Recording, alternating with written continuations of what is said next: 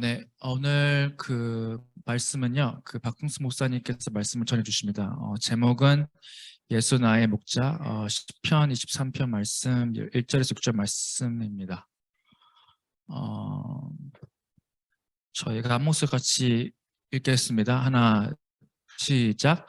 여호와는 나의 목자시니 내게 부족함이 없으리로다. 그가 나를 푸른 풀밭에 두시며 실만한 물가로 인도하시는도다. 내 영혼을 소생시키시고 자름 의의 길로 인도하신도다. 내가 사막의 음침한 골짜기로 다닐지라도 해를 두려워하지 않을 것은 주께서 나와 함께 하심이라. 주의 지팡이와 막대기가 나를 안위하시나니 주께서 내 원수의 목전에서 내게 상을 차려주시고 기름을 내 머리에 부으셨으니 내 잔이 넘치나이다. 내 평생의 선하심과 인자하심이 반드시 나를 따르리니 내가 여호와의 집에 영원히 살리로다.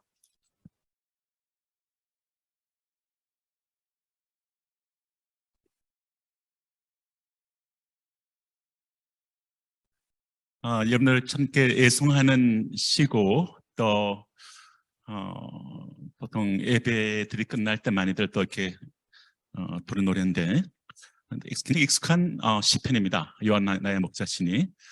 오늘 이 시편 말씀을 조금 이스라엘의 현지 지형, 또 이스라엘 현지 뭐라 할까 상황이라나 그런 컨텍스트 속에서 하는 시편 23편을 또 보시면 또 신선한 새로운 재미가 있어요.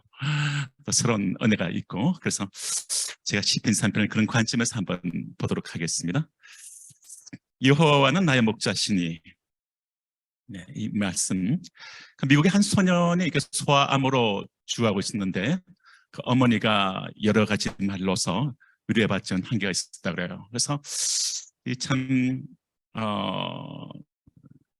죽어가는 상황 속에서 있는 이 아들을 안고서 엄마가 이렇게 성경 말씀을 읽어주곤 했는데, 엄마가 이제 굉장히 이렇게 이제는 거의 이제 죽기 직전적인 상황이 됐을 때 엄마가 시편 23편을 읽어줬대요. 읽어주면서 The Lord is my shepherd 이잖아요, 힘으로.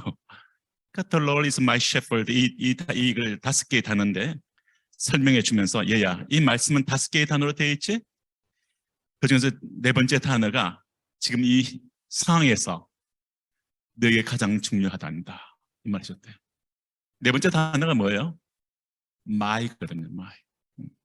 my shepherd, 나의 목자. 여호와가 나의 목자, 나의 목자라고 하는 나와의 관계 속에서 인격적으로 나의 목자로서 얼마큼 우리가 그것을 붙들고 있는가, 이것이 우리 인생의 행복과 불행을 정하는 것 같아요.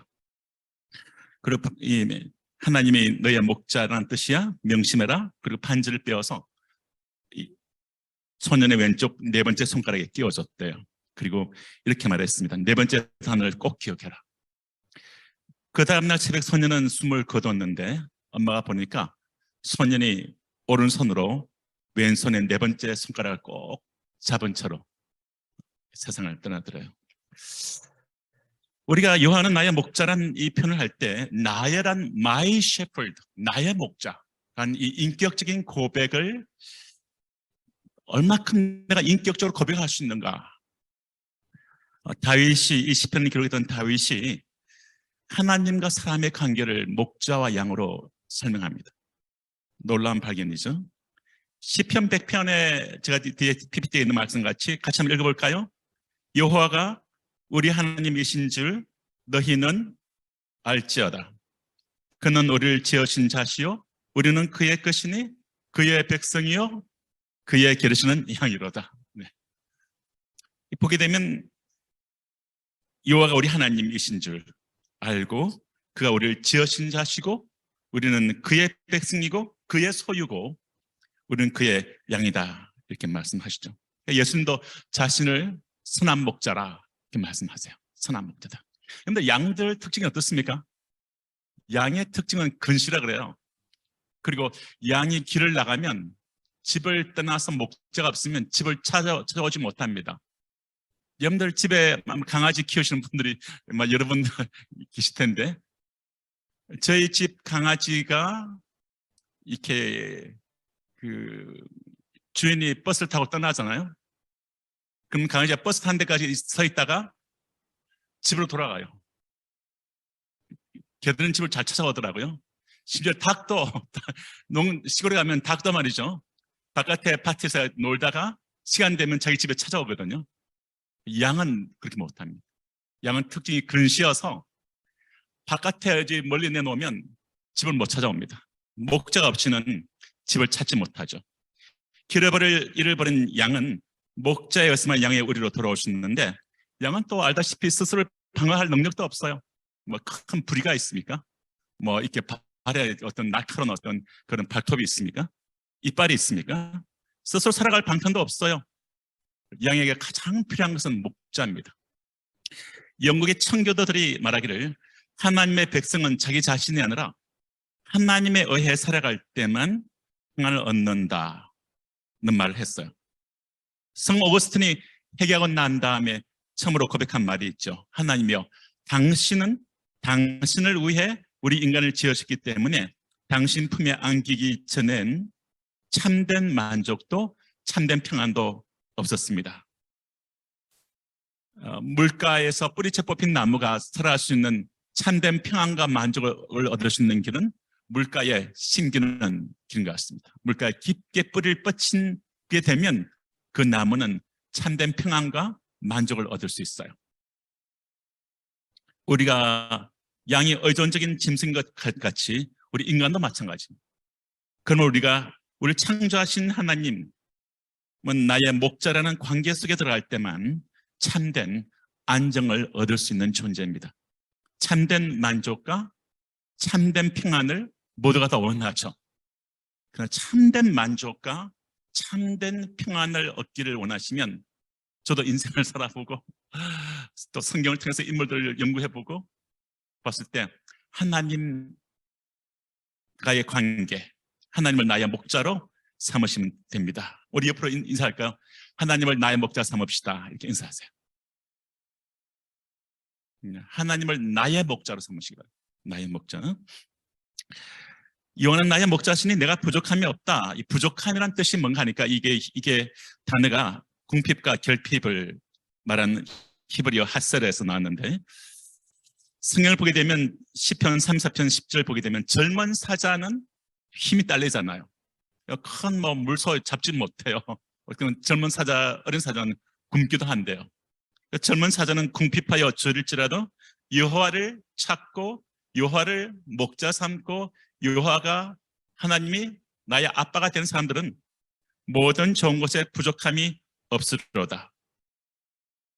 신명기 말씀도 보게 되면 너희 하나님 여호와께서 내가 하는 모든 일에 내게 복을 주시고 내가 이 큰 광야에 두루 다님을 알고 너희 하나님 여호와께서 이 40년 동안을 너와 함께 하셨으므로 너에게 부족함이 없었느니라. 내가 부족함이 없다. 여러분들, 우리가 탕자가 아버지 집에 돌아왔을 때 그냥 자녀 된 걸로 끝난 겁니까? 아닙니다. 탕자가 아버지 집에 돌아갔을 때 보면 일용할 양식을 걱정할 필요가 없었고 죄 용서함을 받고 모든 악한 자로부터 보호를 받습니다. 나의 목자예요. 나의 아빠입니다. 하나님을 의존한 삶에 하나님은 탕자한 고백을 들어보세요. 내 아버지의 집에는 먹을 것이 풍족하거늘 이렇게 말합니다. 내 아버지 집에는 먹을 것이 풍족하거늘 모든 좋은 것에 부족함이 없게 길 원한다. 하나님께서 이렇게 지금 우리가 지금 말씀을 하고 있는 거 아닙니까? 자, 주는 요한나의 목자신이 그가 나를 푸른 초장에 누이신다. 이 푸른 초장에 누인다는 이 표현도 히브리어 라바츠라는 표현을 보면 사지를 아주 쭉 뻗고요. 완전히 편안하게 누워 있는 거예요. 여러분들 강아지를 잘 이렇게 아주 강아지가 이렇게 주인이 좋으면 표현하는 몇 가지 방식이 있어요. 막 눈이 촉촉해지면서 눈에서 빛이 내기 시작하고 와서 꼬리를 흔들고 그리고 주인을 비비고 그리고 어떤 때는 별을 보여줍니다. 내가 당신을 신뢰합니다. 사랑하는 편이고 완전히 자기를 보호해주는 주인 앞에서 안식을 하는 거죠. 정말 온갖 위험이 도사리는 광야의 환경에서 일체의 경계심과 긴장감을 풀고 완전히 무장해제한 참된 안식의 모습, 이것을 히브리어로 라바츠라 합니다. 사지를 쭉 뻗고 완전히 드러눕는 것, 그가 나를 푸른 초장에 누이신다는 그 편이 그 편입니다. 안절부절함이 없는 거죠. 그리고 쉴만한 물가로 인도하신도다. 쉴만한 물가. 3절로 가서 내 영혼을 소생시키신다. 소생시킨다는 이 표현이 보시게 되면 영어편에 프레시하게 한다는 거예요. 영혼이 아주 신선해진다. 영혼이 뿌리가 이렇게 물가에 심겨지지 않으면 갈수록 메말라져 갑니다. 살아있는 것 같지만 갈수록 메말라져 가요. 생수에 거는된 하나님께로부터 떠나 있으면 살아있는 것 같지만 갈수록 메말라져 갑니다. 그러나 물가에 심겨진 나무는 회복됩니다. 물이 흘러들어와서 진액이 청청해지고 푸른 이파리가 나오고 결실을 맺기 시작합니다. 그래서 내 영혼을 소생시키신다, 프레시하게 하신다, 리바이브하게 하신다 이런 말인데, 내 영혼이라는 이 표현이 히브리 말로 네페시인데 전인격입니다. 얼마큼 소생되는가? 주님과의 관계 속에서 생명의 근원이신 주님께서 내 인생의 근원이 되시고 생명의 원천이 되시는 그분께 내가 뿌리를 내리면 그분이 나의 의지의 영역에서, 정서의 영역에서, 감정의 영역에서, 또 지성의 영역에서 모든 영역을 생명을 주시고 리바이브하게 하시고 소생케 하시고 프레시하게 하시거든요. 마치 물가에 심겨진 나무같이요. 우리 삶의 전인격적인 측면에서. 그래서 주님 안에서 갖는 치유는 홀리스틱한 힐링입니다. 전인적인 치유예요. 놀랍습니다. 이 복음은 놀라운 거예요. 우리 창조한 하나님께 그분과의 관계 속에 들어가는 것이죠. 여기 보게 되면 이 양이 목자를 떠나면 10중 8구 아니 거의 100이면 100이고 다 어디서 길을 잃고 헤매고 지칩니다. 그러면 근데 우리 선한 목자 예수님은 어떻게 합니까? 그 한 마리 좀 버려버리자. 절대 그런 분 아니십니다. 주님은 그것을 너무나 우리 인간 세상과 달라요. 우리 주님은 100마리 양 중에 한 마리를 잃어버리고 있는데 99마리를 두고 한 마리 찾아 나서십니다. 주님은 찾기까지 찾는 분이시기 때문에 여러분들 영혼을 끝까지 찾으시는 분이십니다. 그리고 지치고 병든, 지친 그 양을 어떻게 합니까? 가슴에 안고 가겠죠. 예. 이렇게 광야에서 양떼를 치는 목자들 보면 목자를 떠나서 양이 탈진 곁길로 가서 탈진해 쓰러져 있잖아요. 그럼 주로 이렇게 목자가 양을 찾아서 안고서 그늘로 간대요. 그리고 그늘을 찾지 못하면 자신의 옷과 나뭇가지를 가지고 그늘을 만들고 양을 그 그늘 안으로 집어넣어서 자기가 갖고 있는 가죽 이렇게 병에서 물을 마시게 하고 조금 이렇게 생기가 생기면 그다음부터 몸 만져준대요. 이렇게 해서 이렇게 목자의 그 임재와 목자의 터치를 자꾸 이렇게 준다고 합니다. 그런데 이 말씀을 보게 되면 나의 목자신이 정말 내 영혼을 소생시키시고 자기 이름을 이해하여, 자기 이름을 이해한다는 이 표현도 고대 중동이라는 컨텍스트를 이해하셔야 됩니다. 중동에서는 이름과 명예가 굉장히 중요한 소사이어티입니다. 누구의 아빠인가? 성경 보면 누구의 아들 말이 많이 나와요. 굉장히 그 명예를 중시한 사회입니다. 누구의 아들인가? 우리가 누구의 아들입니까? 우리 모두의 공통점이 뭡니까? 하나님 우리 아빠예요. 사실 청년 때 우리가 전공도 열심히 되고 건강도 우리가 잘 지키고 우리가 여러 가지 해야 되지만 하나님을 깊이 있게 아는 사람이 가장 여러분들 인생 미래를 위해서 잘 준비한 사람들입니다. 똑같은 하나님을 불러도 이 사람은 달라, 깊이가. 똑같은 하나님을 불러도 이 사람은 깊이가 달라. 그리고 그에 대한 확신이 있어. 인생이 달라지는 거죠. 자기 이름을 위해서 의의 길로 인도하시는 분인데 하나님을 아빠로 부르는 사람들이죠. 의의 길로 인도한다. 의의 길이라고 하는 이 표현에서도 제가 좀 이 시간을 짧게 제가 정리를 좀 하고 있습니다. 네. 의의 길로 이 표현도 보게 되면 성경에 보게 되면 의의 길로 인도하시는데 의의 길이 반대말이 뭐예요? 에레미야 50장 6절 보면 잃어버린 양떼 그 곁길로 간다 그래요. 곁길로. 곁길이라는 이 표현이 어떤 표현인가 하면 이게 여러분들 계곡에 내려갔는데 예를 들어 그랜드 캐년 계곡에 내려갔는데 길을 잃어버려서 계속적으로 엉뚱한 길로 들어가서 wrong direction으로 잘못된 길로 와서 계속 돌다가 탈진해가지고 삶이 죽어가는 아마 그런 영상들 아마 봤을 거예요. 이게 바로 그 표현이랍니다. 의의 길의 반대말, 곁길. 이 영어를 잘 하시니까 rhythm in circle of wrong direction. 잘못된 디렉션으로 들어가는 서클 안에서 계속 뺑뺑이 도는 거예요. 이단에 들어가면 그렇게 되고요. 잘못된 종교에 들어가면 그렇게 되고요. 멤버니즘에 빠지면 그렇게 되고요. 여러분들 정말 이 서클 속에 갇혀서 계속적으로 뺑뺑이 돌고 광야에 수많은 길들이 있잖아요. 착시 현상을 일으켜서 길을 잘못 들어가서 결국은 같은 장소를 맴돌다가 탈진해서 죽게 되는. 그래서 곁길의 히브리어가 쇼바브인데 계속해서 이렇게 잘못된 길에서 계속 갇혀서 돌고 있는 상태를 말합니다. 이 사이클에 갇혀버리면 광야에서 탈진하여 죽게 됩니다. 예수님 안으로 오는 것이 의의 길인 줄로 믿습니다. 그 다음에 4절 말씀을 보게 되면 내가 사망의 엄침한 골짜기로 다닐지라도 여기서부터 조금 더 이렇게 선명하게 좀 이야기를 할 수 있는 것 같아요. 이스라엘 땅을 가보시면 저도 오늘 이번 주 10일 날 가서 28일까지 성지를 여행을 하게 되는데요.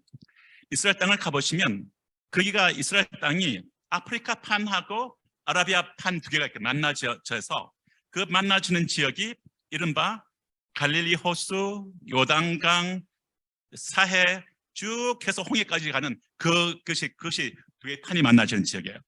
그래서 많은 골짜기가 있고 그리고 많은 절벽이 간에 있습니다. 그리고 이 골짜기를 가면 어떻게 이렇게 그늘이 짙어요. 근데 주로 물이 골짜기 밑에 많이 흐릅니다. 그러니까 물을 마시면 골짜기 밑으로 가야 되는데 골짜기라는 그 길이 좀 이렇게 그늘이 짙은 그늘도 있고요. 하다 보면 곳곳에 이렇게 길도 좀 험하고요. 그 푸른 초장 맑은 물가로 가야 되는데 가는 길에 보면 곳곳에 동굴도 있거든요. 거기에 뭐 아무도 없습니까? 맹수들이 또 쉬기도 합니다. 거기서. 그러면 양떼가 혼자 가면 이거는 안 되는 거죠. 선한 목자가 함께 가야만 됩니다. 선한 목자가 가는 게 내가 사망의 엄침한 골짜기로 다닐지라도 이런 표현이죠. 사망의 엄침한 골짜기로 다닐지라도 이게 이스라엘 딱 상황입니다. 이게. 이스라엘의 그 골짜기 그 물이 있는 곳으로 가는 길이죠. 보게 되면 가면서 해를 두려워하지 않을 것은 양떼만 가면 해를 받게 되겠죠. 해를 두려워하지 않을 것은 뭐가 있습니까? 주께서 따라합시다. 주께서 나와 함께 하십니다. 네, 이거죠. 선한 이게 이렇게 목자가 양과 함께 양을 데리고 가는 겁니다. 함께 하십니다. 그런 초장 맑은 물가로 지금 가고 있는 거죠. 그런데 이 목자가 지금 손에 뭐 들고 있는 게 있어요. 뭘 들고 있죠? 주의 지팡이와 막대기로. 지팡이는 어떤 데 사용하는 겁니까? 지팡이는 이렇게 디렉션을 안내할 때 쓰는 것이고, 막대기는 보게 되면 이게 주로 이렇게 올리버 트리, 감람나무로 보면 이렇게 뭉툭하게 되어 있거든요. 주로 거기에 있는 뿌리라든지 줄기를 잘라서 이게 많이 만들어요. 근데 그게 얼마나 단단한지 말이죠. 이걸로 이렇게 나쁜 짐승물을 치잖아요. 그럼 골이 깨진다 그래요. 얼마든지. 이 그림은 목자가 이 양을 보호하기 위해서 나쁜 짐승의 머리를 때려서 골을 깨고 양을 지키는 이 그림이 어디서 나오는가 하면 창세기 3장 15절 보게 되면 아담과 하와가 범죄하고 난 다음에 완전히 이제는 옛뱀 사탄의 이 발톱 밑에 갇혀있는 신세가 됐을 때 그런 말 하잖아요. 너의 씨에서 너의 씨에서 아들이 그가 태어날 텐데 그 씨가 사탄의 머리를 깰 것이라고 얘기해요. 사탄의 머리를 깰 것이다. 크러쉬한다는 것이죠. 바로 예수님의 십자가, 예수님을 얘기하는 거죠. 근데 이제 보십시오. 5절을 가시게 되면 이제 이렇게 주님께서 내 원수의 목전에서 내게 상을 베푸시. 이게 뭡니까? 그러니까 이게 골짜기를 내려가서 막 짙은 이렇게 그늘도 있고 내려가서 지팡이 막대기를 갖고 있는 목자의 인도를 따라서 푸른 초장 맑은 물이 있는 이제 내려간 거예요. 내려가면 좀 더 넓게 돼 있죠. 하나님 쓰면 거기에 양만 있습니까? 아니에요. 그 물이 있죠.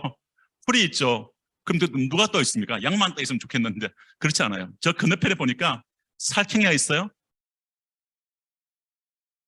또 이렇게 또 이 늑대도 있어요. 그래서 이 성경 말씀은 5절에 주께서 내 원수의 목전에, 아니 원수의 목전에 눈앞에서 앞으로 이렇게 물가 건너편에 있는 거야 저기. 원수의 목전에서 인생의 이런 것이 이게 지금 양에 대한 얘기를 하고 있는 거죠. 원수의 목전에서 내게 상을 베푸신다. 강야의 푸른 초장과 실만한 물가는요, 원수의 목전에서 저쪽에 베풀어 두신 밥상 같은 거예요. 풀이 있고 이게 실만한 아주 맑은 물이 있으니까요. 광야에서. 그런데 문제는 광야에서 맹수가 건너편이나 멀찌감치해서 쳐다본다는 거예요. 아마 맹수편에서는 얼마나 좋겠습니까? 푸른 초장이 있죠. 맑은 물이 있죠. 저 때문에 토실토실한 양도 있어. 양 새끼도 있어. 내가 옛날 양 새끼라 그랬더니 설교 끝나고 난 다음에 우리 국문학과 여학생이 목사님 양 새끼가 아니라 어린 양입니다. 그게 20년 전에 여기서 있었던 사건. 20년 전에 대학교 할 때. 그런데 생각해 보십시오. 그 어린 양이 앞에 이렇게 이 늑대가 저를 딱 쳐다보고 있어. 물가 저 건너편에. 우리 인생 살아가면 그렇게 모든 게 다 평탄합니까? 모든 게 다 아무 문제가 없습니까? 곳곳에 문제가 있습니다. 그렇죠? 악한 사람도 있고요. 어려운 환경도 있고. 와, 이런 인생의 이런 것들 내가 어떻게 겪고 살아가지? 어떤 사람은 고해란 말도 하고 뭐 별 그런 문학적 표현들이 많잖아요.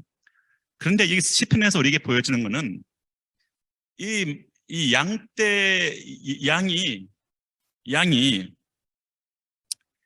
있는데 이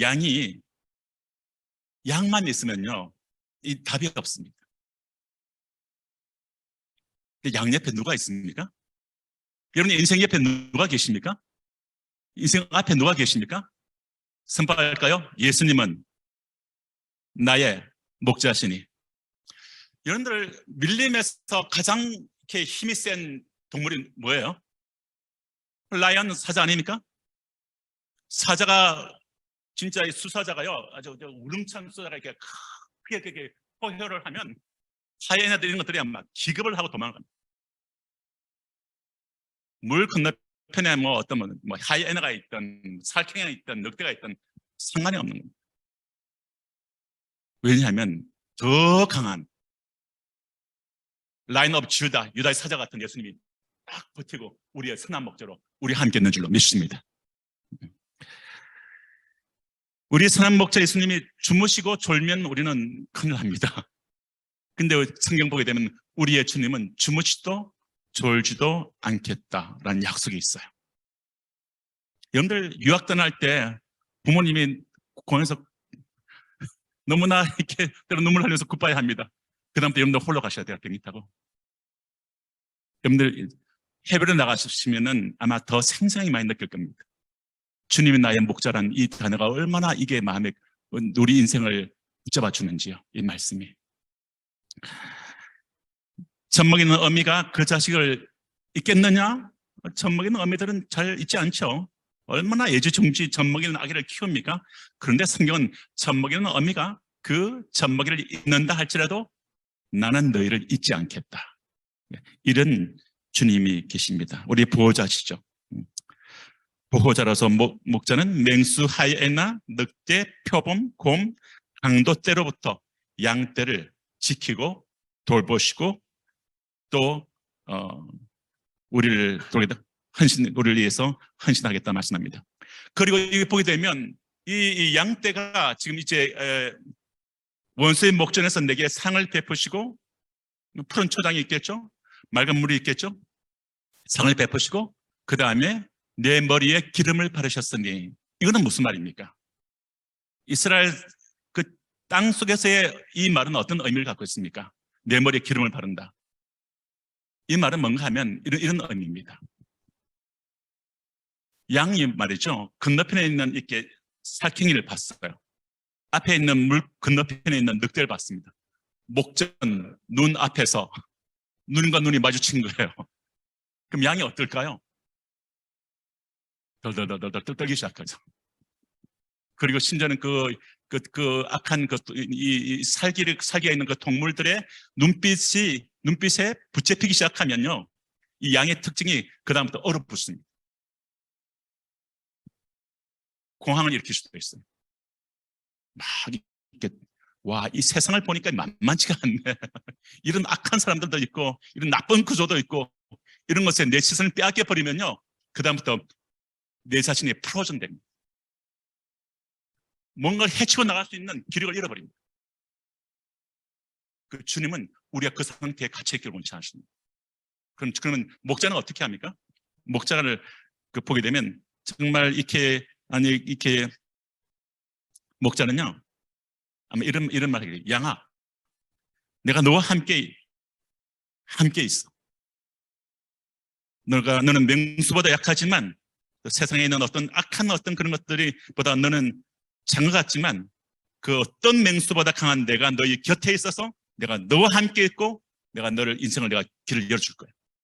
내가 너를 도와줄 거야. 내가 너와 함께해. 이렇게 하면서 이 목자가 끌고 있는 양을 그늘로 가서 데려와서 귀를 만져주고 목덜미를 만져주는데, 그러면서 기름을 붓는다 그래요, 머리에다. 왜냐하면 이때 마찰열이 나잖아요. 마찰열을 줄이고, 그리고 털이 뽑히지 않도록 하기 위해서 목자는 가지고 있는 기름병에서 이렇게 열고 올리브 기름을 양의 머리에 붓습니다. 붓고 마사지를 해줘요. 괜찮아. 두려워하지 마. 떨지 마. 이것이 끝이 아니야. 내가 너와 함께 해. 어떤 악한 맹수가 있고 늑대가 있고 어려운 상황이 있다 할지라도 그것이 너 인생을 좌지우지하지 못해. 내가 반드시 길을 열고 내가 도와줄 거야. 힘을 내. 내가 너와 함께. 그리고 기름을 발라주고 쓰다듬어주고, 그리고 자꾸 손에 이걸 느끼게 해줍니다. 목자의 임재를 느끼게 해주는 거죠. 그리고 좀 더 평안을 얻게 되겠죠. 목자의 보호와 목자의 임재와 목자가 손길과 체온과 따뜻함을 느끼면서 정말 보호받는 하게 될 때 그 양을 가슴에, 목자는 이렇게 정말 이렇게 이렇게 만져주고 난 다음에 양을 가슴에 안거나 어깨에 맨다 그래요. 하나님 말씀이 우리를 그런 역할을 할 때가 있습니다. 우리 마음을 이렇게 위로해주고, 우리 마음을 격려해주고, 우리의 시선을 주님께로 돌리게 하는, 우리 선포합시다. 나의 시선을 주님께로 돌리자. 네, 이것이 참 중요합니다. 이겁니다.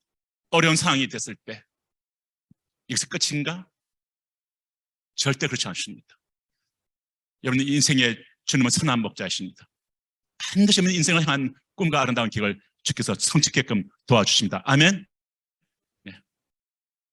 우리 삶에서요, 때로 우리의 시선이 어려운 문제나 어떤 사람에게나 어려운 한계에 나의 시선을, 나의 정신을 빼앗기고 그것에 붙잡혀 있을 때가 종종 있지 않습니까?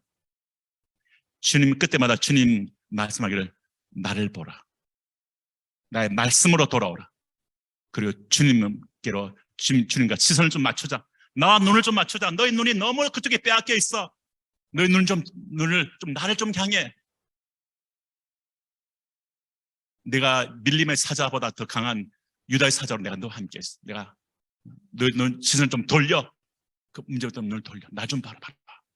내가 생명을 주기까지 내가 늘 사랑하는 너의 목자야 하면서 내가 너의 곁에 있고, 선포할까요? 세상 끝날까지 항상 너와 함께 하리라.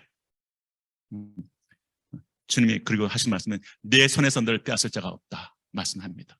이 세상에 곳곳에 문제가 있고 악한 구조가 있고 악한 사람들이 있고 어려운 문제가 있을 수 있는 여기 있지만 그러나 우리 주님보다 강한 자는 없습니다.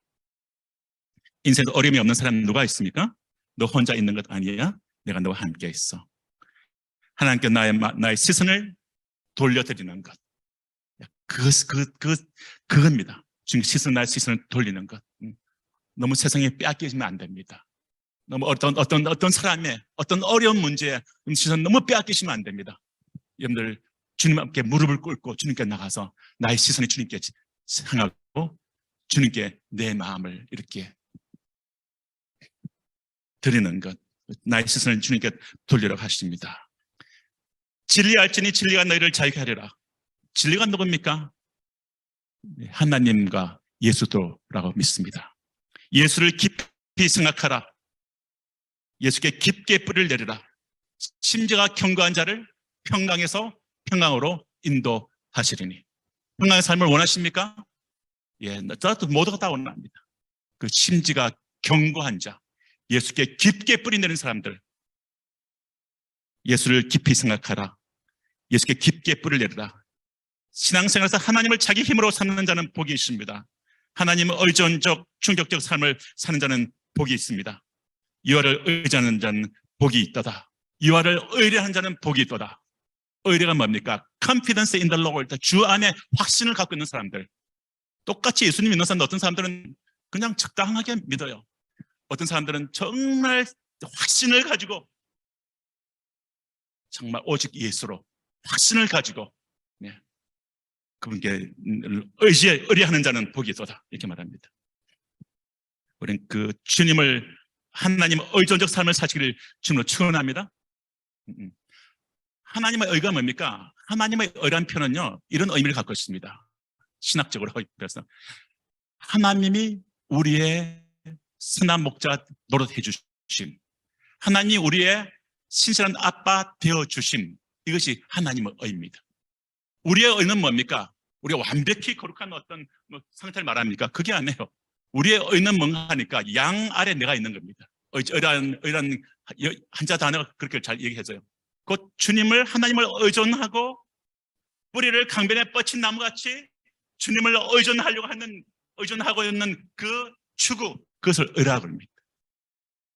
그래서 의는 어떤 자와 같은가? 성경은 말하기를 의는 마치 그런 의는 이와 집에 심겨졌고 하나님 뜻 안에서 번성할 수 있겠다, 이렇게 말을 합니다. 여러분들 물가 심기주 나무 되십시오. 아멘. 네, 어떤 더위가 와도 걱정 없습니다. 기근이 와도 걱정할 필요 없습니다. 왜? 영생토록 솟아나는 샘을 거는 대신 하나님께로부터 하늘과 땅에 천지를 창조하신 주님, 은도 내 것이요 금도 내 것이요 모든 권세가 주님 손에 있고 그 하나님께 대한 확신을 가지고 그분을 신뢰하고 그분을 의지하고 의뢰한 자가 복이 있다고 말씀하십니다. 그리고 그 하나님의 생명의 강가에 뿌리를 뻗치고 있으면 주변 환경이 더위가 와도 기온이 와도 상관없습니다. 하나님은 우리의 생수의 원천이십니다. 이 말씀에 보기에는 내 잔이 넘치나이다. 내 잔이 넘친다는 표현이 뭐예요? 이 표현은 또 이 이스라엘에 있는 그 베두인이나 그 이스라엘에 있는 그 광야에 있는 사람들 보게 되면 잔이 넘친다는 말은 손님이 와요. 손님이 왔습니다. 그러면 표현이 뭔가 하니까 참 이렇게 우리 그 텐트 하러 오면 웰컴 환영합니다. 그리고 이 양식을 이렇게 물도 공급하고 뭐 이렇게 발도 씻겨주고 또 양식을 주면서 이젠 당신은 걱정이 없습니다. 안심하십시오 하면서 정말 아주 환영을 깊이 한다는 표현이 뭔가 하니까 이 잔에다가 포도주를 넘치게 부어줍니다. 당신을 환영합니다. 환대합니다. 당신은 여기서 사랑받는 존재입니다. 이것이 바로 내 잔이 넘치나이다라는 이 표현이기 때문에 하나님은 여러분들을 환영하시고 아빠로서 황자로도 돌아오면 됩니다. 환영하고 회복시켜 주시고 들어온 옷 벗겨주시고 새 옷을 입혀주시고 그런 일용할 양식을 공급하시고 하는 그런 분이죠.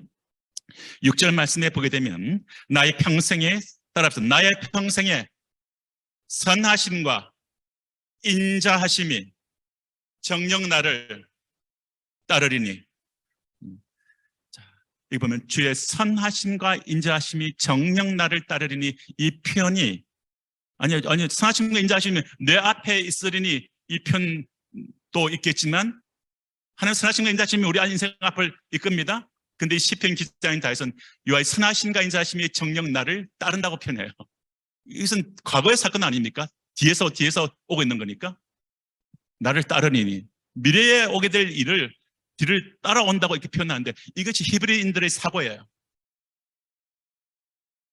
성경에 보면은 많은 일들 가운데 remember, 신앙을 잘 지킬 수 있는 하나의 요령, 기법 중에 하나가 뭔가 하니까 remember. 기억하라. 아브라함에게도 다윗에게도 정말 성경 곳곳을 보면 기억하라. 하나님께서 어떻게 너 인생 가운데서 그 상황 속에서 너를 어떻게 구원하시는가 기억하라는 것이죠. 그래서 하나님께서는 이 성경 속에 수많은 인물들이 앞길에 대한 불안과 두려움이 엄습할 때 과거에 하나님이 하신 신실한 일들을 묵상함으로 극복해냈습니다. 때로 눈앞에서 어떤 어려움이 발생하고 길이 막혀버리고 길이 열리지 않는 것 같고 억울한 일을 당하고 힘든 것이 있을 때 바로 그 상황에만 머물지 말고 지난날 하나님 내 인생에 어떻게 나를 구원하시는지, 내 인생에 어떻게 하나님께서 정말 길이 막혔을 때 길을 열어주시는지 그 주님을 기억하라는 거예요. 이것이 성경에 있는 수많은 우리 신앙의 선배들이 했던 일입니다. 또 그것을 하나님이 그렇게 하도록 성경에서 격려하세요. 기억하라. Remember. 이 말씀합니다. 그래서 선하심과 인자하심으로 내 인생을 그렇게 구원하시고 정말 이렇게 도와주셨던 하나님이 너 인생 미래는 생명을 얻게 더 풍성히 얻게 하시는 하나님의 은혜로 너 인생 앞날에 선하심과 인자하심이 너 인생을 이끌어 줄 것이다 말합니다. 그러면서 내가 여호와의 집에 영원히 가리로다. 이 마지막 표현이죠. 내가 여호와의 집에 영원히 가리로다. 이 여호와의 집에 영원히 거한다는 이 표현이 할 때 여러분들이 어떤 게 생각나세요? 여호와의 집에 거한다. 황제가 아버지 집에 돌아올 때 그다음부터 문제 해결되기 시작합니다. 내 아버지 집에는 먹을 것이 풍족하거늘 일용할 양식이 공급되어지고 아들 된 반지를 끼워주고 앳 옷을 벗겨주고 새 옷을 입히고 죄를 용서해주고 셈에 들지 않게끔 하고 악한 자 사탄으로부터 보호해주는 그 집은 아빠 집에 하니까 보호가 있는 거예요. 내가 여호와의 집에 영원히 가겠다. 이것이 다윗이 성경 보면 하나님의 마음에 합한 자라 그랬는데 다윗이 내 영혼에 가장 깊이 갈망하는 것 한 가지가 있는데 이것이다 라고 했던 말이 있어요. 그게 뭡니까?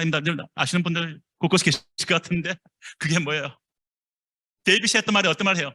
One thing I desire. 한 가지 내가 깊이 있게 내 인생에서 갈망하는 것이 있는데, 그리고 그 갈망을 딱 표현합니다.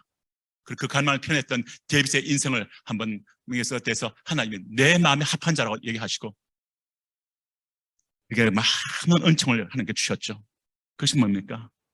내 아버지 집에 가는 것입니다. 여호와의 집에 가는 것입니다.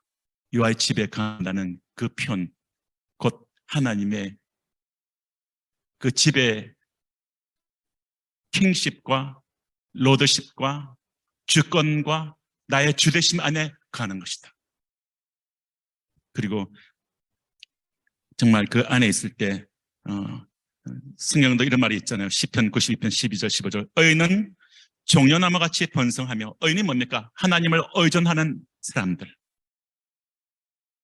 하나님을 신뢰하는 사람들, 하나님 나의 아빠 노릇 해주겠다는 하나님의 의에 대해서 아멘 하고, 나도 성도의 의가 뭡니까? 하나님, 그 하나님을 나의 하나님으로, 나의 목자로 신뢰하고 의존하는 그것이 의거든요. 성도 의거든요. 하나님의 의에 대해서 성도의 의로 반응하는 거죠. 아버지 노릇 해주겠다, 신실한 그에 대해서 성도의 의가 하나님을 신뢰하겠습니다. 의존하겠습니다. 의지하겠습니다.